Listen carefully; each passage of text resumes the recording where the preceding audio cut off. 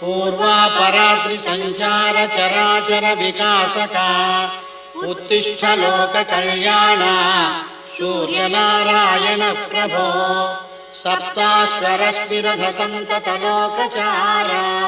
श्रीद्वादशात्मक मनीय त्रिमूर्ति रूपा संध्यात्रयार्चित वरेण्य दिवाकरेश श्री सूर्यदेव भगवन् कुरु सुप्रभातम् अज्ञानगाढतमसः पटलं विदार्य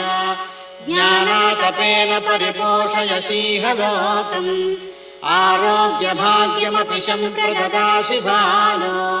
श्रीसूर्यदेव भगवन् कुरु सुप्रभातम्